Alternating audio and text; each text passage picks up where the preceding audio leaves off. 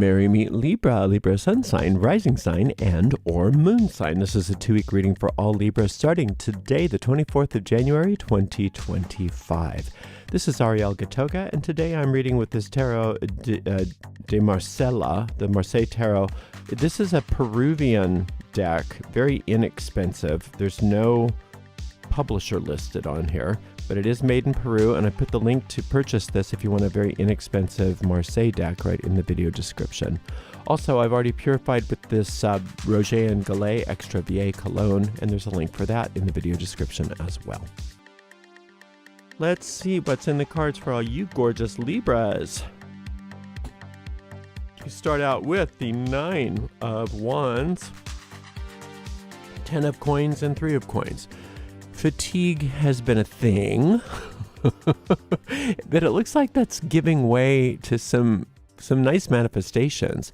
For some of you, it's good as some health stuff is being resolved, and maybe some of you are actually getting on sort of a health kick right now, and that's really going to benefit you in the future. Also, it's a slow and steady kind of progress towards healthier and healthier lifestyle and being.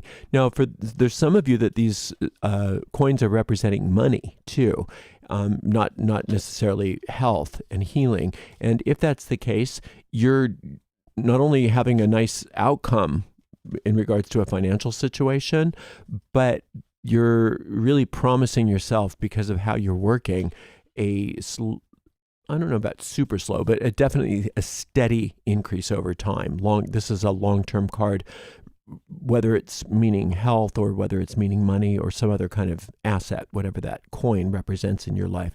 It's a very long-term improvement. It is somewhat slow-moving because it's Saturn, but you've got also this wonderful 10 here, which says if you can stay present in whatever you're going through, whatever stage of this that you're on, you're going to receive optimal benefit in the moment. Because staying present in the moment, rather than saying, think of it, what it's going to be like, 2 years down the road, 5 years down the road, or thinking about the past or whatever. If you stay present in the moment and let this be what's important today, you'll see that a lot of whether this is health or money, the outcomes happen immediately. So even though you are on a longer, we can look at this 3 as being a sort of a long-term upswing. Within the long-term upswing, each time that you are present in the moment, staying in the moment with wherever you are on that, you get immense benefit right there. So it's a beautiful reading so far. I'm glad that the fatigue is leaving, and if it's not leaving, it should be. Getting lots of rest for those of you who haven't been getting rest, those kinds of things. But it looks like that fatigue will be leaving if it hasn't already started feeling better. Okay, we've got this Knight of Coins, the World, and the 8 of Wands. Wow, I have been shuffling these cards, so this is not because of lack of shuffling. But this configuration was the same in the daily reading. But it means a lot. Somewhat different things here because of these other cards. So let's just look. There still are a lot of financial and or health things that you want to do. And it looks wonderful to do those things. But what's important for you right now is to, like I said in the daily reading, if you were listening to that, to understand your worth, to understand your true worth deep within, and understand that you already are doing well. This World on top of the 10 of Coins, you have possibly this attitude of, I'm not enough, and I no matter what I do, I can't seem to make it work. There's some of that still lingering, and the universe is saying, can you wake up and recognize how well you are doing, and how far along you are, and how much power you have, and that you don't have to put up with things anymore that you thought were just your lot in life? That's this 8 of Wands. None of that stuff has to stay alive. It can all go away with like a brush away like that, just like quickly, if you assert your inner power. And how do you assert your inner power? By recognizing your worth. You can't recognize your worth, Libra, by comparing yourself to other people who have or are doing the things that you want. You can't, because their path is completely unique. No matter what you think that they have or what you think that they're doing that would be good for you, you can't compare yourself. It's okay to want something similar. It's okay to be inspired by other people, but you have to make it your own, and you know that. And so where you are in the process is so perfect. And if you can accept that perfection, because this is a card of perfection, this world card. If you can accept the perfection of who you are internally, those external experiences really do just take care of themselves. But you have to make this your priority of my inner worth was given to me. It's not something you have to earn. It's not something you have to develop. You can't earn it and you can't develop it. You cannot earn being lovable. You can't earn being worthy, because that's what you were created as. The idea that you can grow more worthiness or that you can grow more lovable is almost blasphemous, because you're saying, well, the power that created me kind of just didn't do a very good job or only gave me a little bit, and now I have to do the rest myself. That's not the case. You were created perfect. This is a perfect soul here. This is Adam Kadmon. This is that divine androgyne. You are male, female, created out of stardust. Perfection. You are a star. And, excuse me, you are so perfect, and the universe gave you a constant encircling of angels when you're created, so that you're reminded of your perfection. And you always know that you have help available if you forget who you are for even a moment. And you don't have to be an expert in anything in order to call upon that perfection. All you have to do is say, angels, help me. That's all it takes. Angels, be here. Remind me of my perfection. Now, a lot of people worry when they think about being reminded of their perfection that that's going to go to their head, or somehow they're going to get egotistical about it. And it's true. If the ego gets a hold of this concept, it turns it into something really gross. But that doesn't come from perfection. That comes from an idea of imperfection. So you don't have to worry about this making you arrogant. This actually makes you more humble when you recognize your inner worth, your true worth. And there's no replacement for you. There's no substitute for you. The world can never have a substitute for you. I don't care how many other Libras are born under the sign of Libra.